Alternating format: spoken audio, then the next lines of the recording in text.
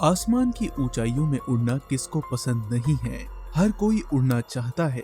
बादलों के ऊपर उड़ने का ये एहसास हमें अलग ही अनुभव देता है। एक ऐसा अनुभव जब हम धरती को छोड़ हजारों फीट की ऊंचाई में उड़ान भर रहे होते हैं। अगर हम यही बातें आज से कुछ 100 सालों पहले करते तो शायद ये एक मजाक लगता, मगर आज ये एक हकीकत है। एक ऐसी हकीकत जिसे रोजाना हजारों लोग अनुभव करते हैं। ऑन एन एवरेज हर वक्त 7 से 8 हजार विमान आसमान में उड़ान भर रहे होते हैं, जिसमें सवार हजारों लोग बादलों के बीच से होकर अपनी मंजिलों की ओर बढ़ रहे होते हैं। मगर कई बार ये सुखद सफर एक दर्दनाक मोड़ ले लेता है, जिसका नतीजा मौत होती है। वो मौत जिसे रोजाना आप और हम मात देकर जिंदगी जीते हैं। सोचिए, धरती से हजारों फीट की ऊंचाई पर टनों टन वजनी स्पेसक्राफ्ट में सवार ये लोग अपनी जिंदगी को जोखिम में डालकर कैसे सफर करते होंगे। आंकड़े ये कहते हैं कि हर 5 लाख हवाई उड़ान में से किसी एक उड़ान के दुर्घटनाग्रस्त होने का खतरा होता है।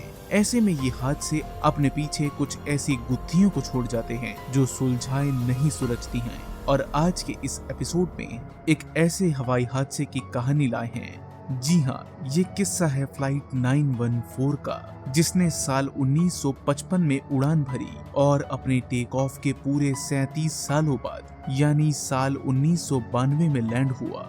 ये कहानी शुरू होती है न्यूयॉर्क इंटरनेशनल एयरपोर्ट से, जब 12 जुलाई सन 1955 की रोज एक चार्टर फ्लाइट उड़ान भरती है।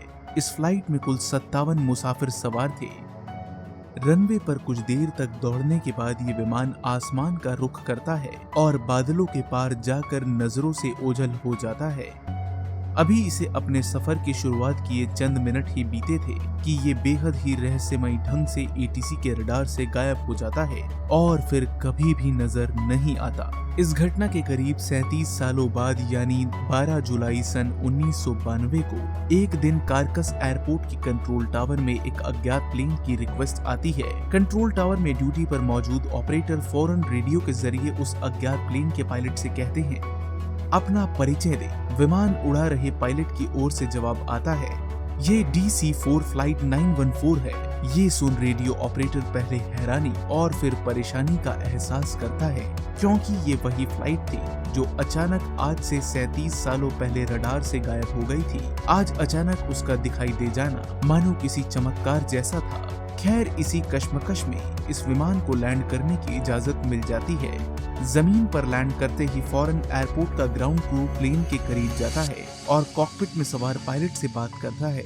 वो उन्हें बताते हैं कि ये साल 1992 है और आप फिलहाल वेनेजुएला देश के कार्कस इंटरनेशनल एयरपोर्ट पर मौजूद हैं। ये सुनते ही पायलट के चेहरे का भाव पूरी तरह से बदल जाता है। वो ग्राउंड क्रू को अपने करीब बढ़ने से रोक देता है और फौरन प्लेन को उड़ाने के लिए उसके इंजन स्टार्ट कर देता है।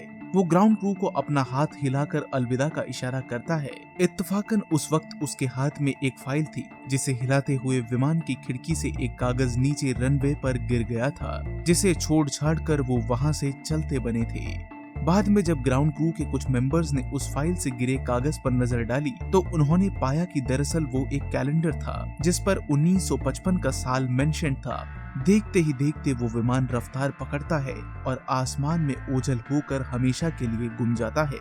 उस शाम एयरपोर्ट पर मौजूद ग्राउंड क्रू इस घटना का गवाह था। साथ ही फ्लाइट 914 के पायलट और कंट्रोल टावर में बैठे ऑपरेटिव्स के बीच हुई बातें भी सबूत थी इस घटना की सत्यापन की। ये थी वो कहानी जो न जाने कितने सालों से आम जनता के बीच मशहूर थी। आइए आज इस कहानी का ब्रेक डाउन करते हैं और इसके भीतर हकीकत को तलाशने की कोशिश करते हैं।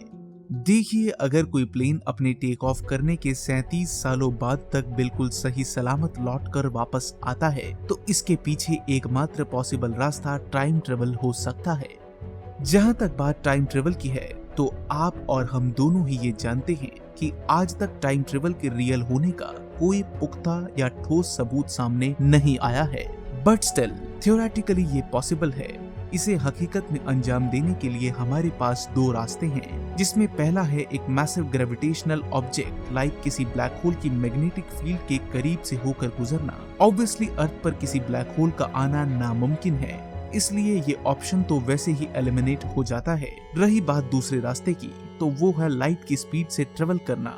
जी हाँ, हम लाइट की स्पीड से ट्रेवल करके भी वक्त में आगे जा सकते हैं, मगर यहाँ सबसे बड़ी समस्या ये है कि आखिर ये प्लेन लाइट की स्पीड पर जाए तो जाए कैसे। ये एक पुराने जमाने का डुअल प्रोपेलर पावर्ड एयरक्राफ्ट था, यानी ये आज के मॉडर्न जेट इंजन वाले एयरक्राफ्ट से भी काफी स्लो था।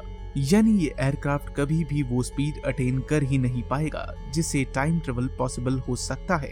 एक्चुअली जब कोई ऑब्जेक्ट लाइट की स्पीड से ट्रेवल करता है तो उसके पास चल रहा टाइम धीमा पड़ जाता है, जिसके चलते वक्त में आगे जाना पॉसिबल हो पाता है। एंड अकॉर्डिंग टू थ्योरी कुछ ऐसे ही ये एयरक्राफ्ट भी वक्त में 37 सालों आगे बढ़ गया और फाइनली साल 1992 में पहुंच गया। बट जैसा कि आपने देखा, ये प्लेन किसी भी तरह से टाइम ट्रेवल नहीं कर सकता, जिस कारण इसका 37 सालों बाद लैंड कर पाना मुश्किल ही नहीं नामुमकिन था। अब हमारे पास एकमात्र विकल्प बचता है वो कैलेंडर, जिसे इस प्लेन के पायलट ने गलती से गिरा दिया था। दरअसल इस पायलट के पास ये कैलेंडर होना वाकई एक अटपटी सी बात है, क्योंकि अक्सर पायलट के पास फ्लाइट से जुड़ी मैनुअल्स होती हैं, ना कि कोई कैलेंडर, और वो भी एक ऐसा कैलेंडर जिसका दूर दूर तक फ्लाइट या एयरलाइन से कुछ लेना देना ही नहीं था। अगर हम ध्यान से इस कैलेंडर को देखें तो हमें इसके टॉप लेफ्ट कॉर्नर पर ब्रिक ब्रॉस कंपनी लिखा दिखाई देगा। दरअसल ये लंदन में चलने वाली एक टूरिस्ट बस सर्विस थी, जिसे साल 1971 में बंद कर दिया गया था। अब सवाल ये है कि आखिर ये कैलेंडर फ्लाइट 914 के पायलट के पास आया तो आया कैसे।